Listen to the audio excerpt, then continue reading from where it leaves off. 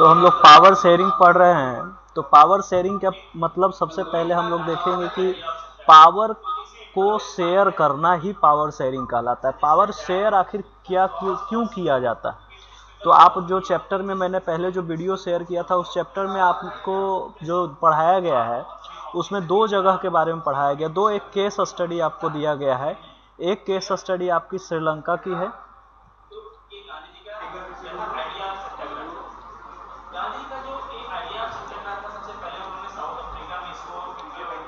श्रीलंका, और दूसरा case study जो आपको पढ़ना है वो आपको पढ़ना है बेल्जियम के बारे में। आपको हमारे जो स्क्रीन है वो आपको स्क्रीन दिखाई पड़ रही होगी। आप स्क्रीन अगर आपको दिखाई पड़ रही हो तो चैट में आप अपना लिखेंगे। कुछ भी अगर कोई क्वेश्चन पूछना रहेगा बीच में तो आप चैट में लिख सकते हैं, है ना।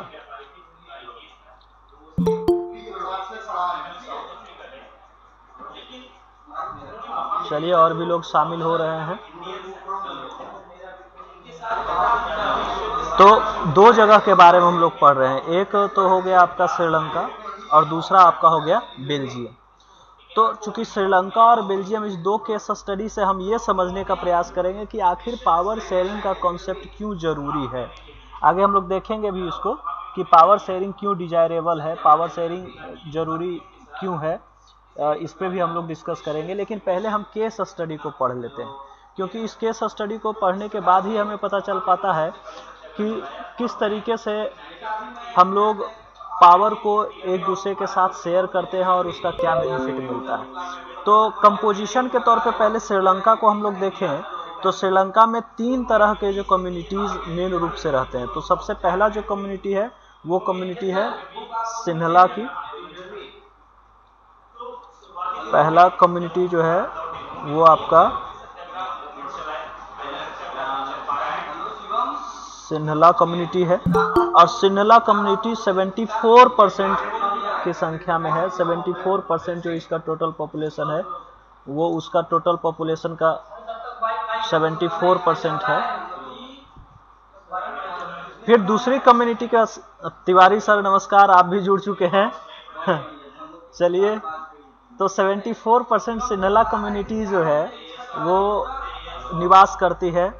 फिर अगर आगे बात करें तो तमिल जो कम्युनिटी है, तमिल कम्युनिटी की संख्या यहाँ पे 18% है, और इस 18% तमिल कम्युनिटी की संख्या जो कि काफ़ी कम संख्या है, तो आप कह सकते हैं कि इनकी जो संख्या है वो माइनॉरिटी की संख्या है, और इसमें भी ये कई पार्ट में बटे हुए हैं। तो 74%, और बाकी के जो अदर अगर बात करें तो अदर में जो बुद्धिस्ट आ जाते हैं या फिर क्रिश्चियंस आ जाते हैं, तो ये क्रिश्चियंस यहाँ पे हैं जिनकी संख्या मात्र 7% है। और अगर सिंहला कम्युनिटी की बात करें तो हम अभी बात कर रहे हैं कंपोजिशन ऑफ श्रीलंका की, यानी श्रीलंका में क्या कंपोजिशन है यहाँ के इथनिक। देखिए यहाँ पे एक वर्ड आ रहा है, इस वर्ड को आप लोग समझेंगे कि इथनिक कंपोजिशन। एथनिक का मतलब क्या होता है? तो एथनिक का मतलब होता है कि एक छोटे से ग्रुप। क्लास का लिंक जो है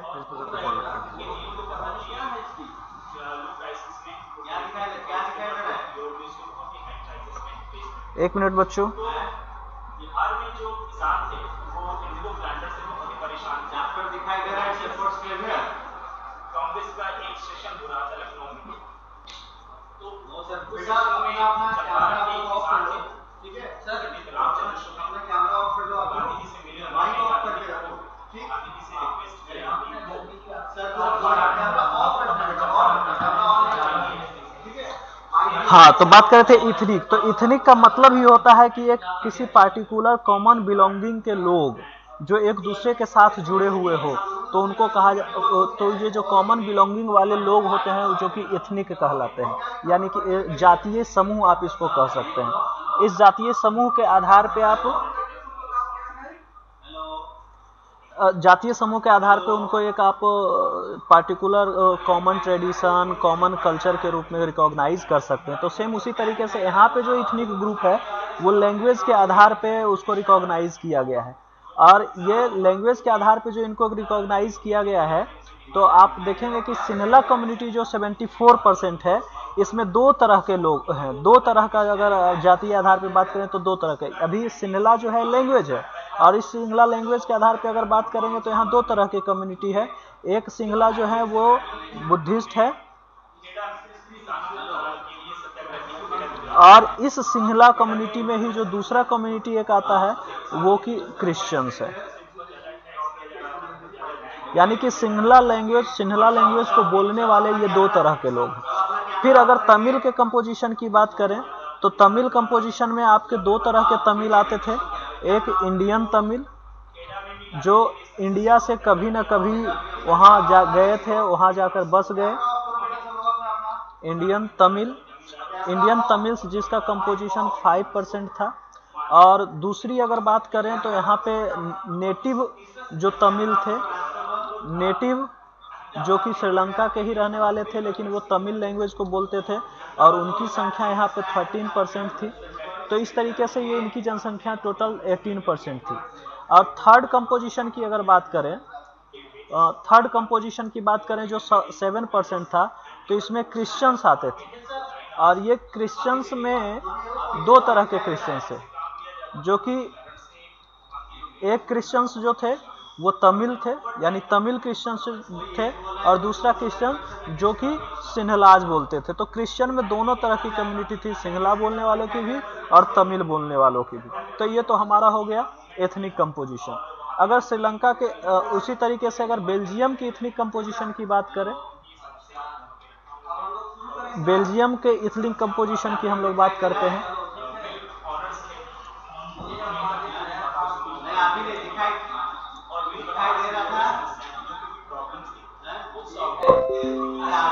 चलिए बेल्जियम की एथनिक कंपोजिशन की बात करते हैं।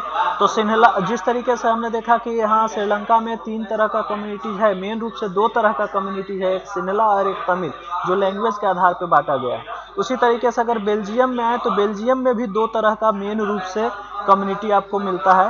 एक है आपका डच स्पीकिंग पीपल, जो कि फ्लेमिश रीजन में रहते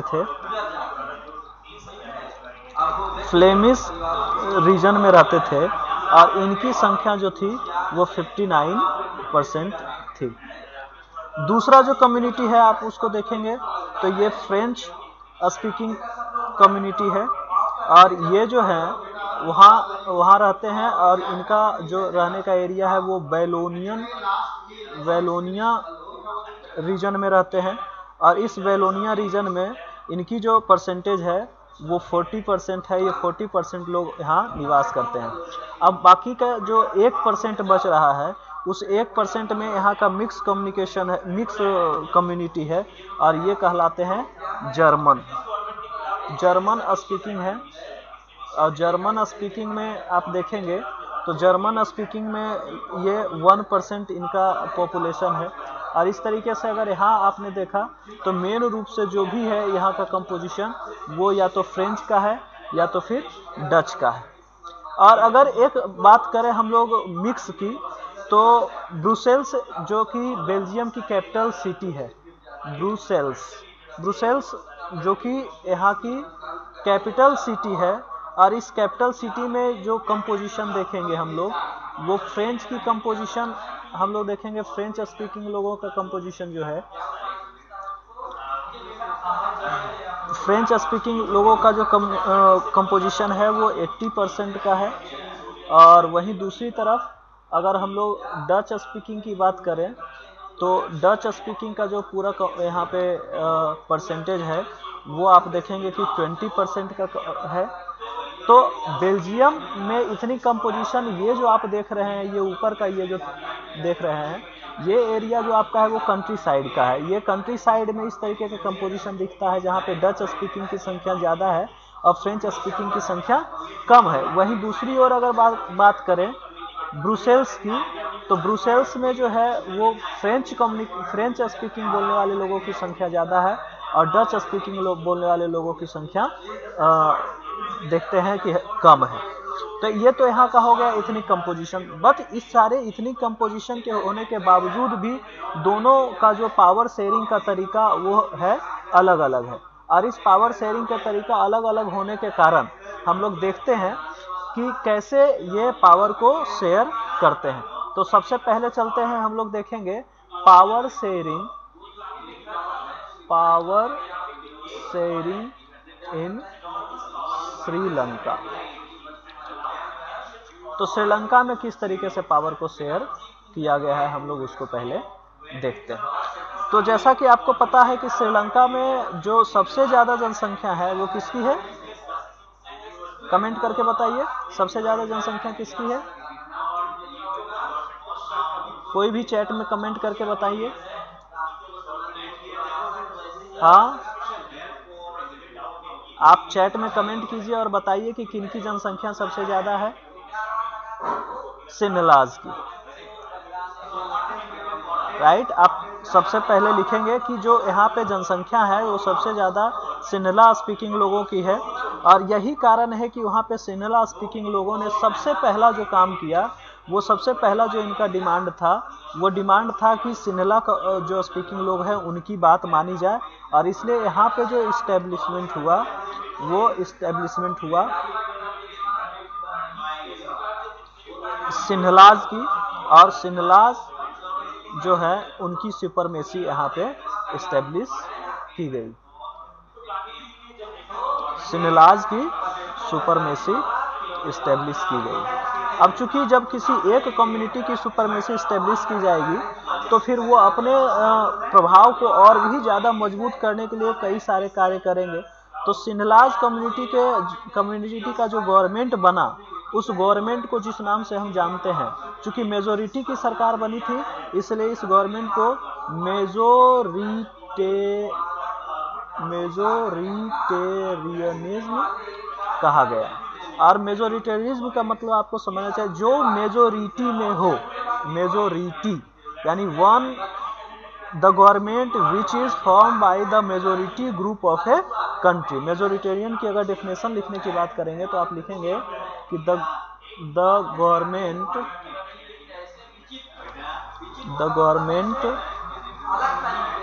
विच formed by majority people of country. किसी कंट्री के found by majority people of country, किसी कंट्री के मेजोरिटी जनसंख्या वाले लोगों के द्वारा जो गवर्नमेंट बनाई जाती है तो उसको मेजोरिटेरियन कहते हैं। लेकिन मेजोरिटेरियन ऐसा नहीं कि आप डेमोक्रेसी में भी जिसकी संख्या ज़्यादा होती है वही गवर्नमेंट बनाते हैं, तो हम डेमोक्रेसी को भी मेजोरिटेरियन कहते हैं।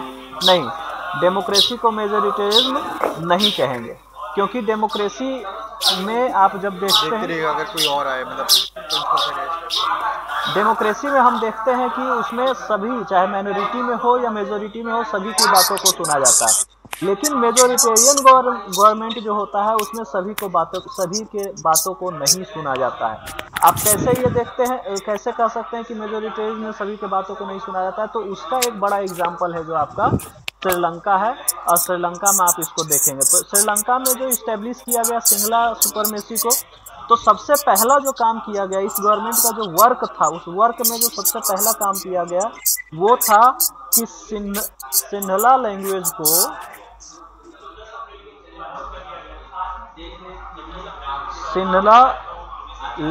को एज द ऑफिशियल लैंग्वेज घोषित कर दिया गया।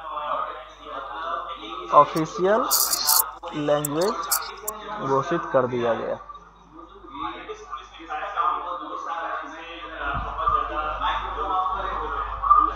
ऑफिशियल लैंग्वेज घोषित कर दिया गया, पहला जो काम किया गया। उसके बाद फिर धीरे धीरे सिंहला लैंग्वेज के बोलने वालों लोगों को प्रेफरेंस दिया जाने लगा।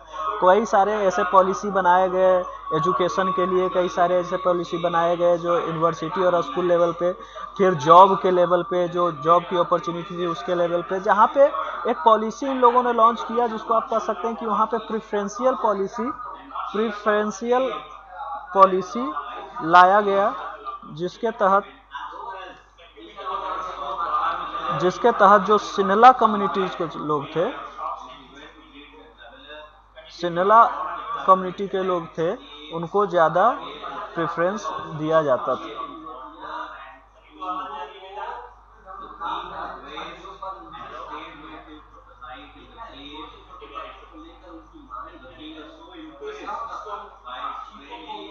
सिनला एप्लीकेंट्स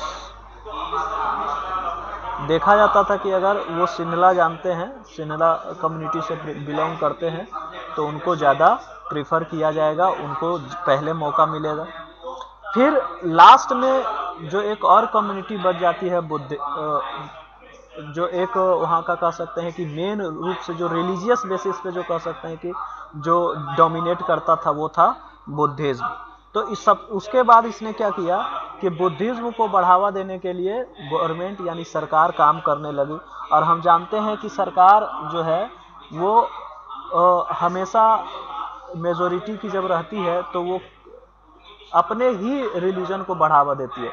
लेकिन समझने और सोचने वाली बात यह है कि अगर हम अपने रिलीजन को बढ़ावा देंगे तो कहीं ना कहीं जो अदर रिलीजन वाले होंगे वो कहीं ना कहीं डिस्क्रिमिनेशन का शिकार हो जाएंगे, उनके बीच में डिसकंटेंटमेंट आएगा, असंतोष बढ़ेगा। तो हो सकता है कि आज जिस डेमोक्रेसी के तहत आप काम कर रहे हैं वो डेमोक्रेसी आपका काम सही तरीके से डेमोक्रेटिक सिस्टम नहीं चल पाएगा। और श्रीलंका में हुआ भी वही।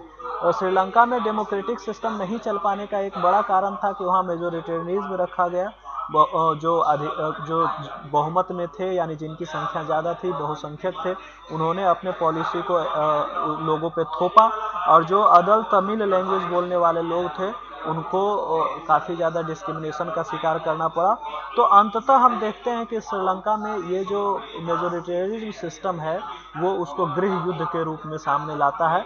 और एक इसके विरोध में जो तमिल लोग होते हैं वो तमिल लोग एक अलग तरह का ग्रुप बनाते हैं। उस ग्रुप का नाम आप लोग देखेंगे तमिल ईलम है। और तमिल ईलम का जो ग्रुप था जिसको हम लोग लिट्टे के नाम से जानते हैं, तमिल ईलम को जो प्रोटेक्शन देता था उसके लिए जो लड़ाई लड़ता था, यानी कि तमिल ईलम का जो एक सेना तैयार उसने कर लिया था और उस सेना को हम लोग लिट्टे के रूप में जानते हैं। हमारे देश में भी लिट्टे का काफ़ी ज़्यादा एक्टिविटी देखने को मिला था राजीव गांधी के समय में। तो ये सारी चीज़ें देखते हैं। प्रभाकरण काफ़ी नाम फेमस हुआ था लिट्टे का। तो इस तरीके इन सारे चीज़ों को देखने के बाद हम कह सकते हैं कि जो मेजोरिटेरिज्म सिस्टम है वो सिस्टम वो श्रीलंका के लिए घातक सिद्ध हुआ। और श्रीलंका में आज भी हम दिन ब दिन देखने इस तरीके का जो गृह युद्ध वाली घटनाएं होती है, उस देश के विरुद्ध की जो घटनाएं होती है वो देखने को हमें मिलता है।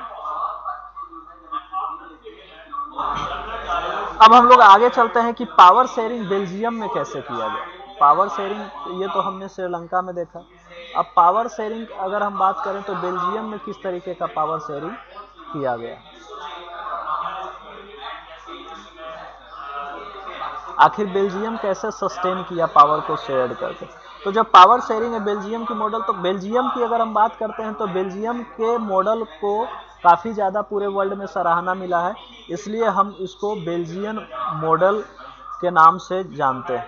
श्रीलंकन मॉडल हम लोग नहीं जानते हैं, लेकिन बेल्जियन मॉडल जरूर जानते हैं, क्योंकि यहाँ पे कॉन्स्टिट्यूशन जो है, कॉन्स्टिट्यूशन के आधार पर सरकार चलाई जाती थी। और यहाँ लगभग 1970 से लेके 1993 तक, इस बात को आप याद रखेंगे कि बेल्जियन मॉडल में 4 बार जो है वो संविधान का संशोधन हुआ है। 1970 से लेके 1993 तक हम देखेंगे कि संविधान का जो संशोधन है 4 टाइम हुआ है। 4 times constitution amendment, 4 time constitution का अमेंडमेंट हुआ है। तो बेल्जियन मॉडल में ऐसा क्या किया गया कि ज़्यादा दिन तक सस्टेन किया। जबकि हम देखते हैं तो यहाँ पे सिटीज़ में अलग है, यानी कि ब्रुसेल्स में अलग है और कंट्री साइड में अलग है। ये इतने सारे डिस्पैरिटीज़ होने को, इतने सारे डिफरेंसेस होने के बावजूद भी हम लोग क्यों ऐसा देखते हैं कि यहाँ की सरकार जो है वो सस्टेन करती है, लंबे समय तक रहती है। तो एक एक करके हम लोग पॉइंट को डिस्कस करेंगे। सबसे पहले हम लोग देखते हैं कि यहाँ पे रिप्रेजेंटेशन दिया जाता है बोथ यानी दोनों कम्युनिटी को, चाहे वो कम्युनिटी डच के हो या फिर वो कम्युनिटी फ्रेंच के हो, सभी को सेंट्रल गवर्नमेंट में, जो यहाँ की केंद्र की सरकार है, सेंट्रल गवर्नमेंट में उनको इक्वल रिप्रेजेंटेशन का मौका दिया जाता है। अब इक्वल रिप्रेजेंटेशन का मतलब चाहे जनसंख्या कितनी भी क्यों ना हो, अगर 40 मान लेते हैं, अगर 100 की पूरी संख्या है, तो अगर 100 एमपी जीत कर जा रहे हैं तो 100 एमपी में 50 एमपी आपके डच के होंगे और 50 एमपी आपके जो है फ्रेंच के होंगे। फ्रेंच लैंग्वेज बोलने वाले भी 50 एमपी होंगे और डच लैंग्वेज बोलने वाले भी 50 एमपी होंगे। तो इससे फायदा क्या होगा? इससे फायदा ये होगा कि कभी भी, चाहे मेजोरिटी में हो या माइनॉरिटी में हो, कोई भी यदि चाहेगा कि वो अपना सरकार बना ले, अपने सरकार के हिसाब से वो खुद काम करे, तो वो ऐसा नहीं कर सकता है। जब भी वो काम करेगा, जब भी वो कभी भी इस तरीके का नियम और कानून बनाना चाहेगा, तो वो नियम और कानून बनाने के पहले वो दोनों से सहमति लेनी पड़ेगी और दोनों के इक्वल रिप्रेजेंटेशन के बाद ही वो कोई काम, इक्वल सहमति के बाद ही कोई काम वो कर सकता है, कोई नियम बना सकता है। नेक्स्ट अगर बात करें तो पावर जो है वो और भी लेवल पे शेयर किया गया था। तो power shared among the state government, या फिर आप कह सकते हैं power shared with the state government. तो स्टेट गवर्नमेंट के साथ भी उसने अपने पावर को शेयर किया। जैसे अगर भारत की बात करें तो भारत में भी आप लोग देखते होंगे कि भारत में स्टेट गवर्नमेंट है, फिर भारत में उसके ऊपर अगर बात करें तो सेंट्रल गवर्नमेंट है। भारत में एक तीसरे लेवल का भी गवर्नमेंट है जिसको लोकल गवर्नमेंट कहते हैं, और लोकल गवर्नमेंट को भी कुछ ऑटोनॉमी दी गई है, कुछ पावर दिए गए हैं जिसके आधार पर वो काम कर सकता है। तो हम लोग देखेंगे कि किस तरीके से पावर जो है स्टेट गवर्नमेंट के साथ भी यहाँ पे बेल्जियन मॉडल में शेयर किया गया है, उनको पावर दिया गया है। इसके बाद अगर बात करें, अपनी मीटिंग का लिंक प्रिंसिपल सर को पर्सनल भेजा है कि ग्रुप दोनों ग्रुप में भी पर्सनल भी? ठीक।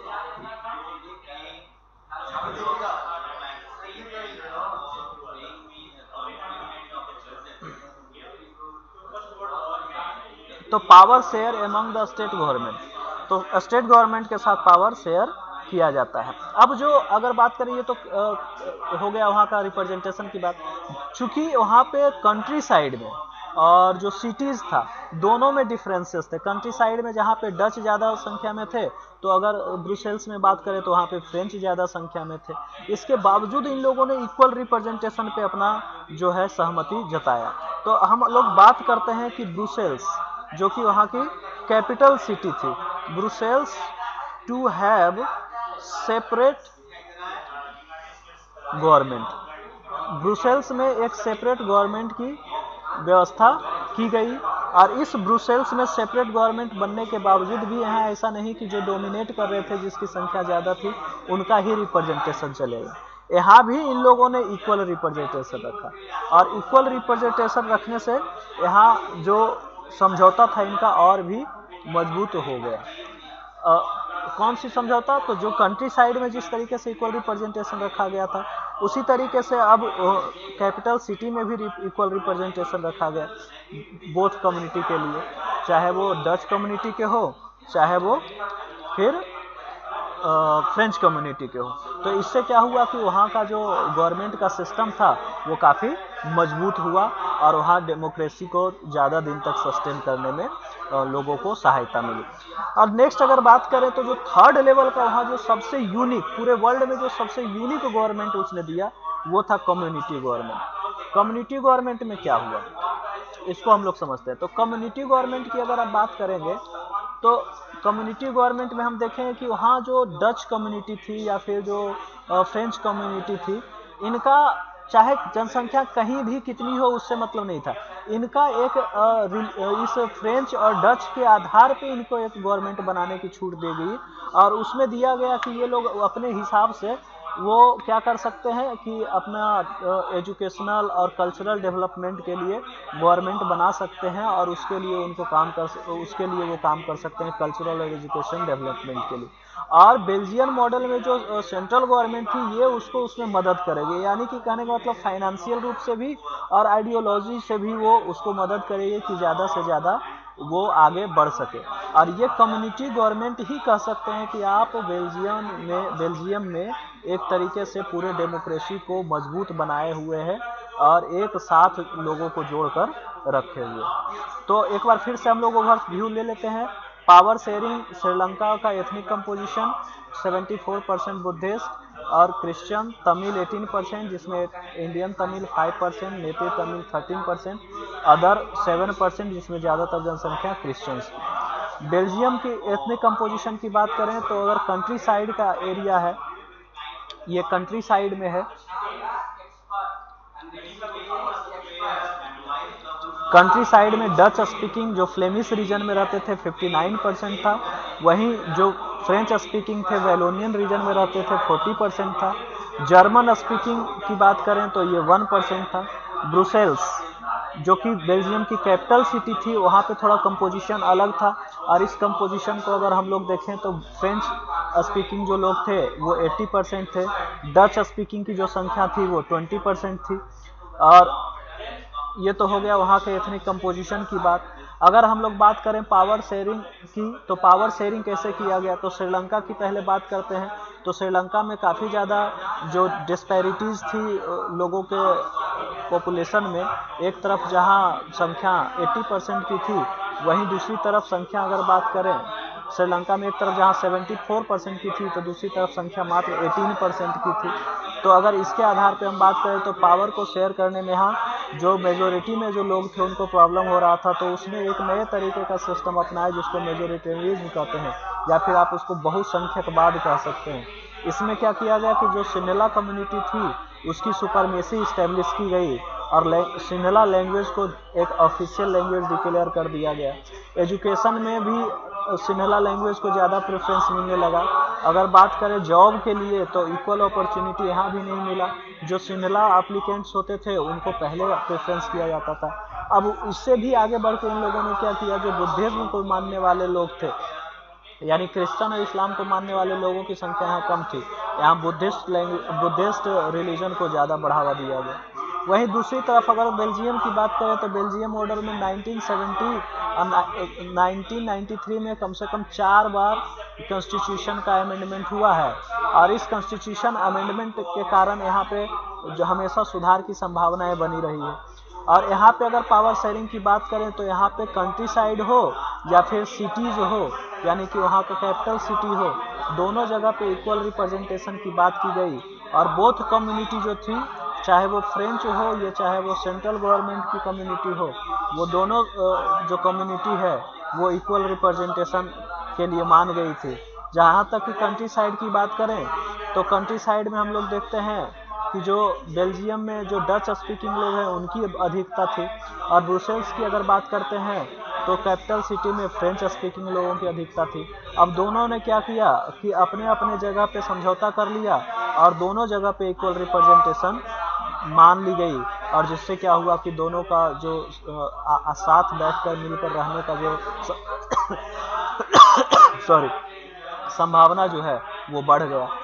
अब तीसरा जो मोस्ट इम्पॉर्टेंट काम किया गया बेल्जियम में वो था कम्युनिटी गवर्नमेंट का था।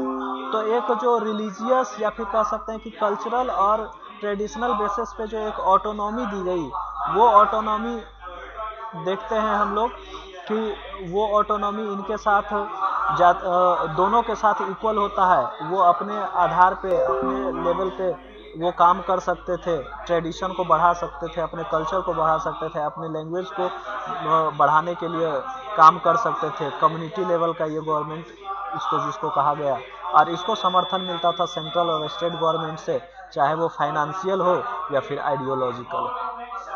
तो यहाँ तक बच्चों आप लोग को समझ में आ गया होगा। चैट में आप लोग बता सकते हैं, अभी मैं चैट खोल कर रखा हूँ, आप लोग बता सकते हैं कि किस तरीके से अच्छा, अमित कुमार यादव, कोई बात नहीं है, आप डिस्कनेक्ट हो गए हैं तो मैं आपको इसका वीडियो भी भेज दूंगा, चिंता मत करें।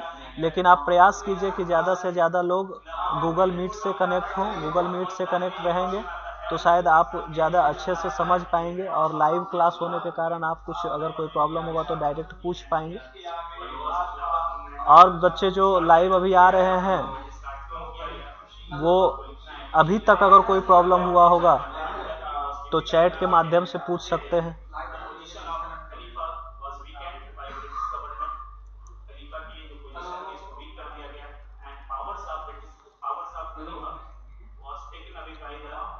बच्चों थोड़ा प्रॉब्लम आ गया है बिजली में, अभी तुरंत देखते हैं। बिजली में के प्रॉब्लम के कारण आपका हो सकता है कनेक्शन लॉस कर गया है। कोई भी प्रॉब्लम है तो आप हमसे पूछ सकते हैं चैट के माध्यम से।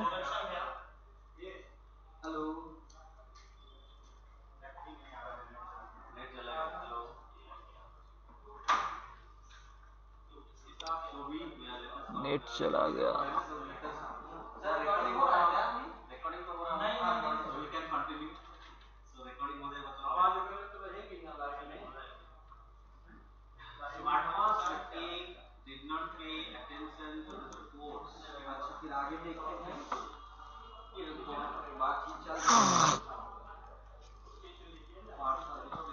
डिस्कनेक्ट हो गया है।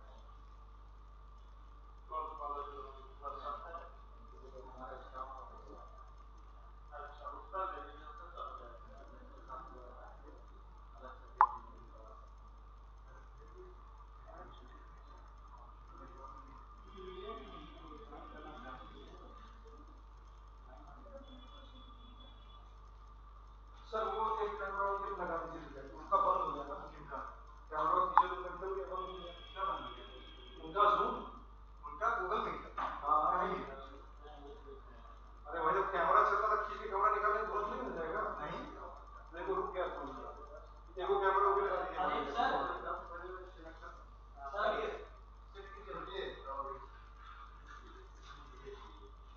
लाइट लाइट नहीं है अभी, शैडो चल गया है सर। नहीं प्रिंसिपल चैम्बर में करेंगे। अच्छा वहां कैमरा चाहिए ना वहां सर, लाइट क्यों नहीं है सर?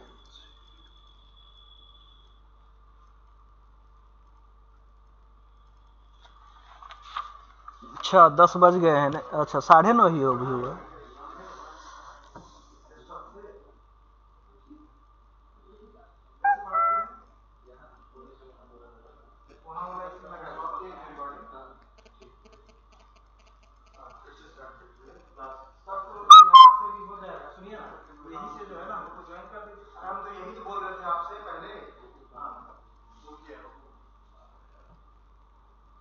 इंटरेक्टिव से हो जाए तो ज्यादा चलिए इंटरेक्टिव।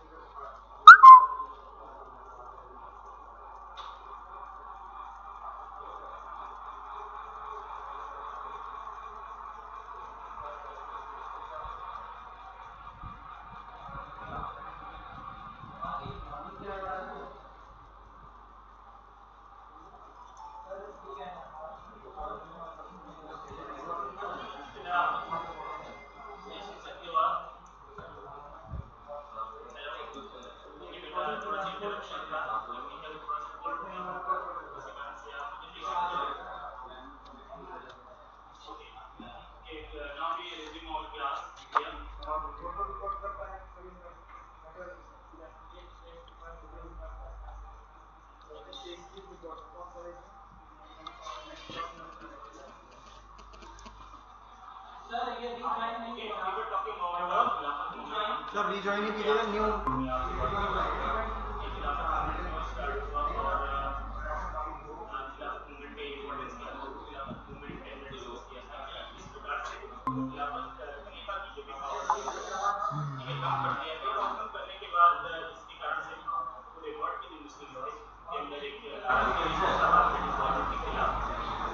और इंडियन मुस्लिम्स में भी इसी तरह से इंडियन मुस्लिम्स जो पहले ब्रिटिश गवर्नमेंट के रखते थे, विश्वास रखते थे, नाउ में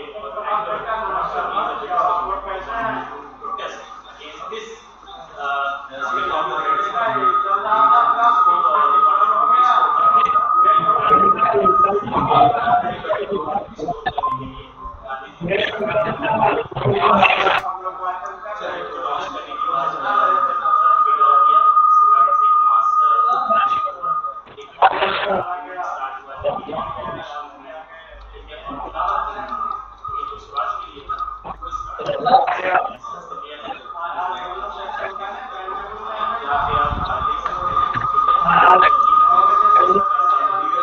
चलिए मैक्सिमम लोग आ चुके हैं, कुछ और लोग जो रह गए हैं वो भी आ जाए।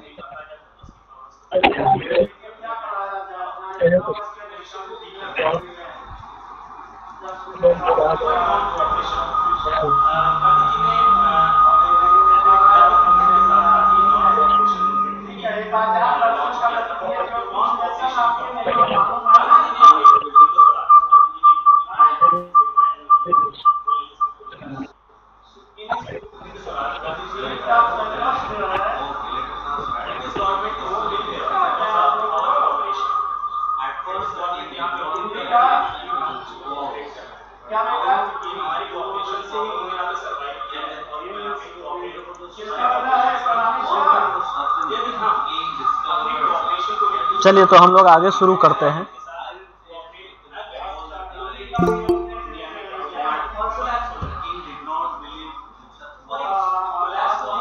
चैट किसका आया है?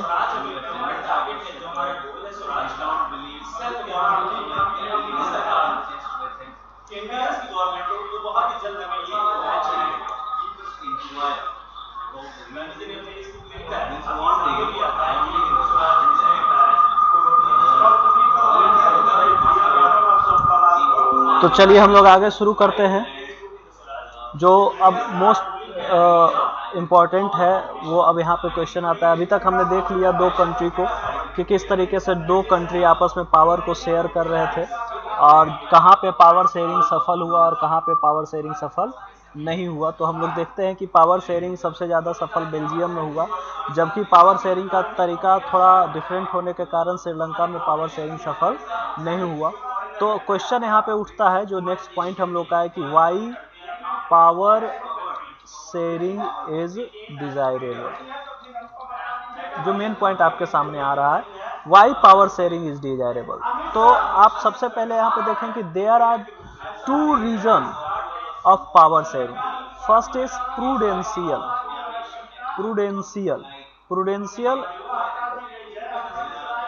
रीजन और second is first is prudential reason and second is moral reason। तो प्रूडेंशियल रीजन में आपको देखने को मिलता है कि प्रूडेंशियल रीजन आउटकम पे आधारित होता है। इसमें जो कंपोजिशन देखा जाता है, जो वर्क देखा जाता है कि जैसे पावर शेयरिंग आप करेंगे तो उसका आउटकम्स क्या होगा, रिजल्ट क्या होगा। जो डेटा आधारित होता है कि पावर शेयरिंग किस आधार पे हमको करना है, कितना करना है, कौन सा पावर किसको देना है, कौन सा पावर हमें किसी और से कौन सा पावर किसी को हमको बांटना है और कौन सा पावर हमें अपने हाथों में रखना है। यानी सेंट्रल और स्टेट गवर्नमेंट की बात करें तो इन दोनों के बीच में जो पावर शेयरिंग होती है, तो यहाँ पे आप देखते हैं तो ये प्रूडेंशियल रीजन जो होता है पावर शेयरिंग का, जो डेटा आधारित होता है, जो आउटकम्स आधारित होता है, रिजल्ट आधारित होता है, इससे फायदा ये है कि आप किसी भी तरीके का कन्फ्लिक्ट को, चूंकि ये ज़्यादातर रिटेन होता है, तो किसी भी तरीके के कन्फ्लिक्ट को आप क्या करते हैं, वो रिड्यूस करते हैं, अवॉइड करते हैं। यहाँ पे प्रूडेंशियल रीजन में जो कन्फ्लिक्ट्स होता है, यानी कि आपस में जो झगड़े होने की, लड़ाई होने की जो संभावनाएं होती है वो कम होती है।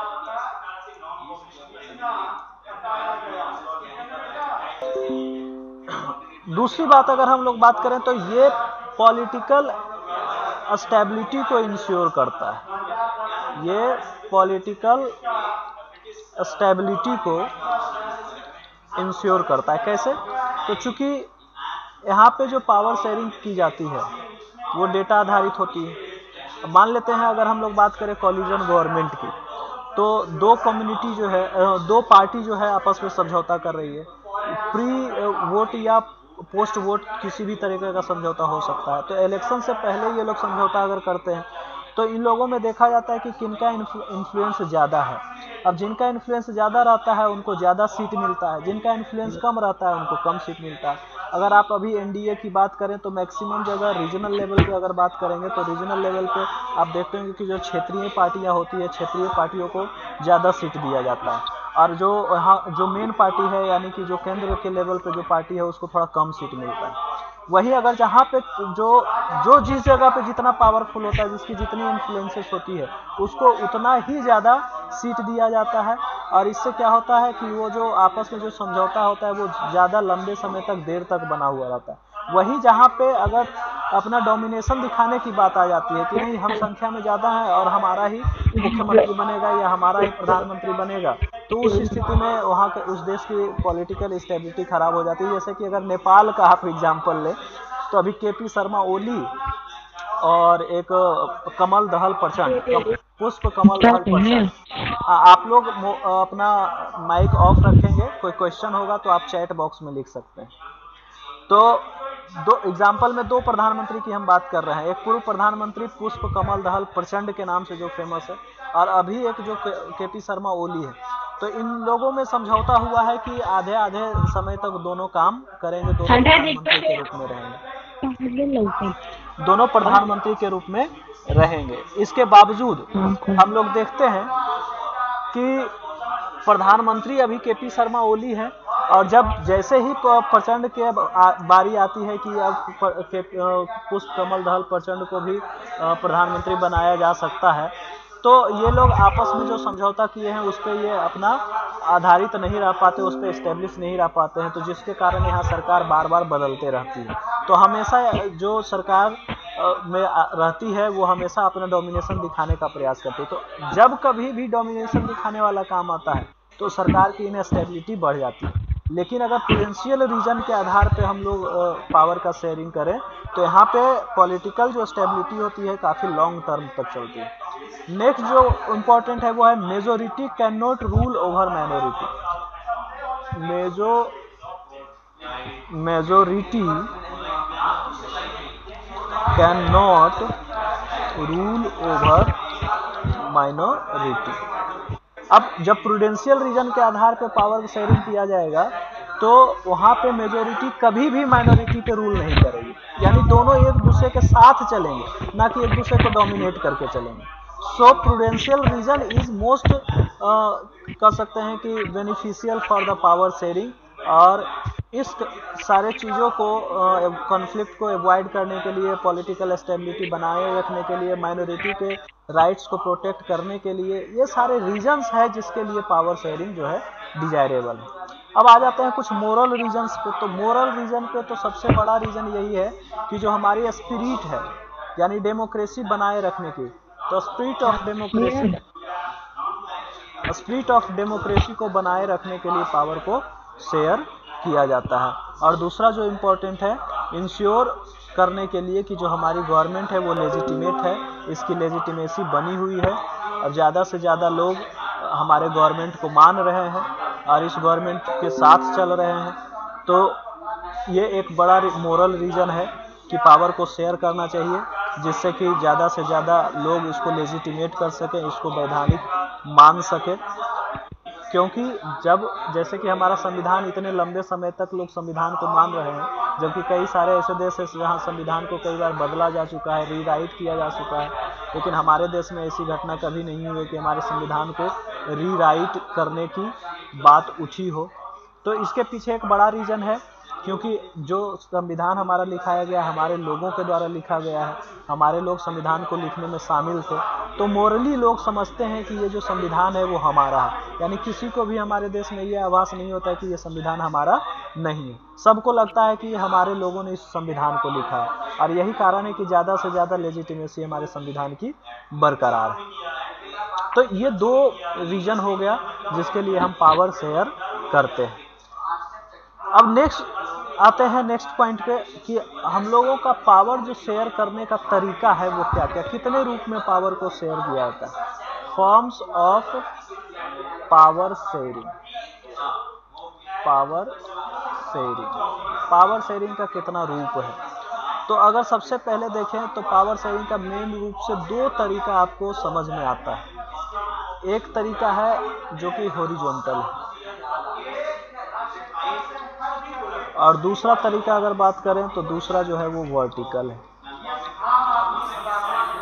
अब हॉरिजॉन्टल कैसे और वर्टिकल कैसे है उसको हम लोग समझते हैं। तो देखिए हमारे गवर्नमेंट का 3 इंपॉर्टेंट ऑर्गन है, लेजिस्लेचर, दूसरा एग्जीक्यूटिव और तीसरा जुडिशियरी। अब तीनों तरह के ऑर्गन में जो पावर है सबका अलग अलग डिफाइन है हमारे संविधान के द्वारा।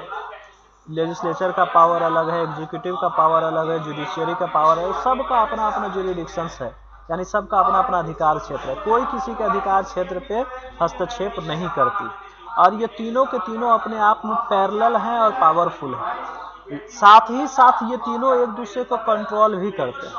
तो पैरेलल और पावरफुल होने के कारण इसको हम लोग कहते हैं लेजिस्लेचर, एग्जीक्यूटिव, जुडिशियरी का जो पावर शेयरिंग है वो हॉरिजॉन्टल पावर शेयरिंग है। दूसरी तरफ अगर वर्टिकल पावर शेयरिंग की अगर बात करें तो हमारे देश, हम अपने देश की ही बात करते हैं, तो सबसे ऊपर आपका सेंट्रल गवर्नमेंट है जिसको यूनियन गवर्नमेंट भी आप कहते हैं।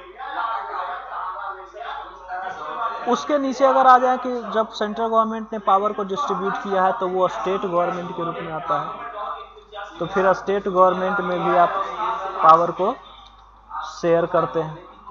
फिर तीसरा जो इम्पोर्टेंट आता है वो है आपका लोकल गवर्नमेंट, जिसको हम लोग पंचायती राज के तहत देखते हैं, लोकल गवर्नमेंट। अब यहाँ पे आप जब देखेंगे तो पावर जो है वो ऊपर से नीचे की ओर शेयर हो रहा है, यानी वर्टिकल शेयर हो रहा है। सबसे पहले पावर किसके हाथों में? यूनियन गवर्नमेंट के हाथों में। अब यूनियन गवर्नमेंट पावर शेयर करती है, कुछ पावर वो स्टेट गवर्नमेंट को दे देती है। अब स्टेट गवर्नमेंट क्या करती है कि यूनियन गवर्नमेंट, स्टेट गवर्नमेंट थोड़ा थोड़ा पावर लेकर वो लोकल गवर्नमेंट को दे देती है। अब इस तरीके से तीनों अपने अपने पावर को एंजॉय करते हैं, लेकिन लोकल गवर्नमेंट के पावर के ऊपर स्टेट गवर्नमेंट बैठा हुआ है। स्टेट गवर्नमेंट कई सारा इंटरफेरेंस कर सकता है। स्टेट गवर्नमेंट के ऊपर यूनियन गवर्नमेंट बैठा हुआ है, यूनियन गवर्नमेंट भी कई सारी चीज़ों में इंटरफेयर कर सकता है।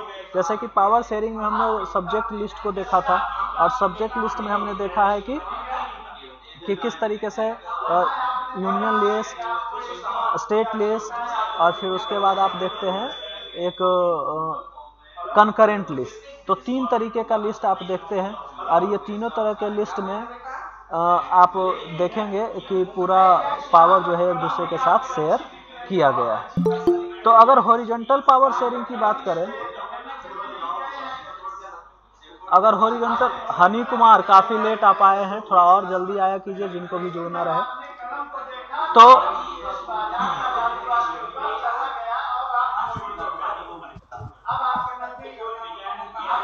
तो अब हम लोग देखेंगे कि जो यूनियन गवर्नमेंट है, यूनियन गवर्नमेंट, स्टेट गवर्नमेंट और लोकल गवर्नमेंट एक तीनों आपस में एक सामंजस्य बनाकर रखती है, और इस तरीके से वर्टिकल पावर शेयरिंग। इसके अलावा भी और भी तरीके हैं पावर शेयरिंग के, जैसे कि वो पावर शेयरिंग का एक सोशल ग्रुप के बीच में पावर को आप शेयर करते हैं। तो सोशल ग्रुप में पावर का शेयरिंग किस आधार पे होता है? तो सोशल ग्रुप में पावर शेयर करने का आधार होता है रिलीजियस, उसके अलावा और भी पावर शेयर करने का एक तरीका होता है जो कि जेंडर के आधार पे, यानी कि स्त्री और पुरुष दोनों को भी पावर सही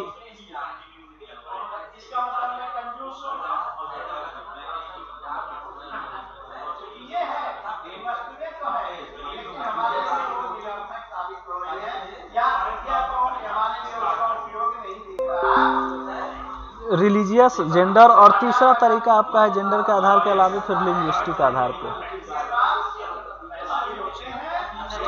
जैसा कि हम लोग जानते हैं कि लिंग्विस्टिक्स आधार पे हमारे देश में जो पहला स्टेट बना था वो था आंध्र प्रदेश। रामुल्लू करके एक व्यक्ति थे जिन्होंने काफ़ी ज़्यादा प्रयास किया था। उनके मरने के बाद ये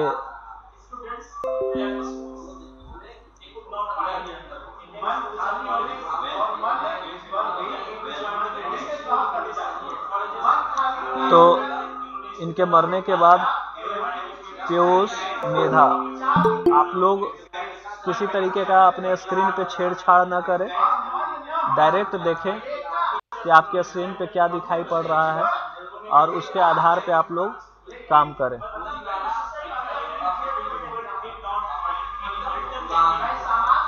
तो सोशल ग्रुप में इन सारी चीज़ों को हम लोग पावर को भी शेयर करते हैं, रिलीजियस आधार पे, या फिर आप कह सकते हैं कि लैंग्वेज के आधार पे, या फिर आप कह सकते हैं कि जेंडर के आधार पे।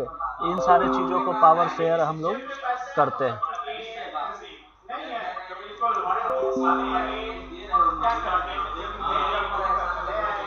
तो नेक्स्ट अगर बात करें तो पॉलिटिकल पार्टीज के बीच में भी पावर का शेयरिंग किया जाता है। Power sharing among the political parties. Political parties कैसे पावर शेयर करते हैं? तो आप देखते होंगे कि इलेक्शन से पहले या फिर इलेक्शन के बाद अगर कोई पार्टी सरकार बनाना चाहती है तो वो क्या करती है कि अपनी विचारधारा के जैसे पार्टी को ढूंढती है, या फिर ये भी संभव है कि अपने विचारधारा से अलग विचारधारा के पार्टी के साथ भी वो कोलिजन करे। और उस स्थिति में क्या होता है कि उनका एक कॉमन मिनिमम प्रोग्राम बनता है और उसी कॉमन मिनिमम प्रोग्राम के तहत वो काम करते हैं। तो उस कॉमन मिनिमम प्रोग्राम के तहत वो काम करते हैं और आगे उनका गवर्नमेंट उसी को आधार बनाकर चलता है। तो पॉलिटिकल पार्टीज के बीच में जो पावर शेयर किया गया है, तो अगर आप बात करें तो यहाँ पे आप देख लेंगे यूपीए, एनडीए,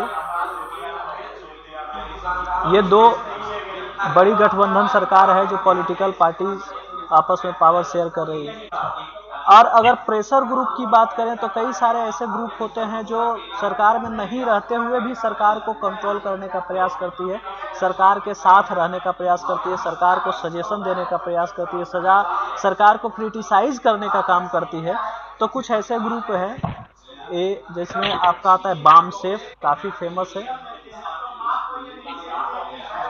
फिर उसके बाद आप एनबीए, फिर आप बात करेंगे तो एजीपी, इस तरीके के कई सारे ऐसे प्रेशर ग्रुप हैं। तो इस तरीके से हमारा पूरा चैप्टर खत्म हुआ पावर शेयरिंग का। पावर शेयरिंग हमने टोटल पढ़ लिया, एथनिक कंपोजिशन ऑफ श्रीलंका, फिर उसके बाद एथनिक कंपोजिशन ऑफ बेल्जियम, फिर उसके पावर शेयरिंग इन श्रीलंका, फिर पावर शेयरिंग इन बेल्जियम, फिर why power sharing in desirable, forms of power sharing. तो इसके आधार पर आप क्या करेंगे कि कुछ क्वेश्चंस है जिसका आप आंसर लिखेंगे। क्वेश्चंस हम यहाँ पे नोट करते हैं। What is the ethnic composition of Sri Lanka? इसको आप बनाकर हमारे साथ शेयर करेंगे। दूसरा क्वेश्चन आ जाएगा, what is the ethnic composition of Belgium? फिर तीसरा आपका आ जाएगा,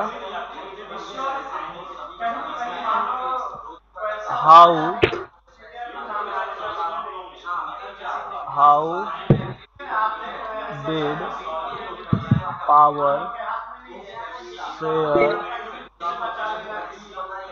इन Sri Lanka, how did power share in Sri Lanka. फिर उसी तरीके से how did power share in Belgium. दो क्वेश्चन और आता है, इम्पोर्टेंट है। What do you mean by majoritarian, MAJO majoritarianism.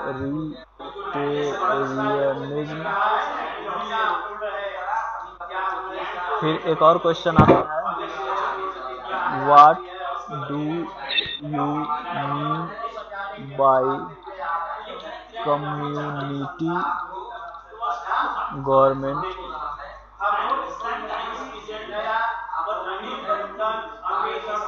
What community government. फिर एक क्वेश्चन आएगा आपका कि what do you mean mean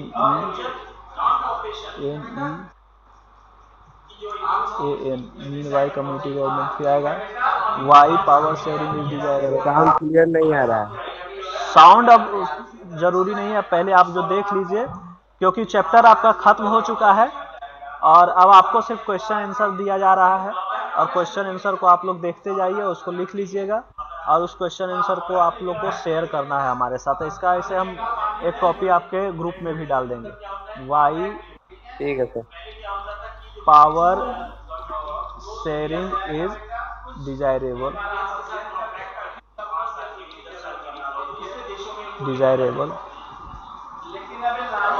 आठवां क्वेश्चन आपका हो जाएगा, what is horizontal power sharing. Horizontal power sharing. और नेक्स्ट क्वेश्चन हो जाएगा,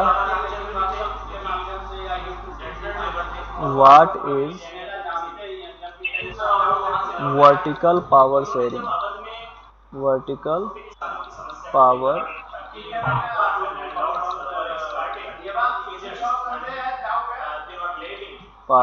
शेयरिंग। अब किसी बच्चे को कोई डाउट है तो आप अपना बताइए। चैट बॉक्स आपके सामने है, चैट बॉक्स में अगर कोई डाउट है तो बताइए। Honey Kumar Singh sir sound clear नहीं आ रहा है। चलिए, अब पूरा चैप्टर खत्म हो चुका है, उसका वीडियो हम आपको डाल देंगे, आप देखिएगा। और कोई बच्चे और कोई भी अगर कोई क्वेश्चन पूछना चाहते हैं पूछिए, अदरवाइज आज का क्लास खत्म हुआ। Okay, bye.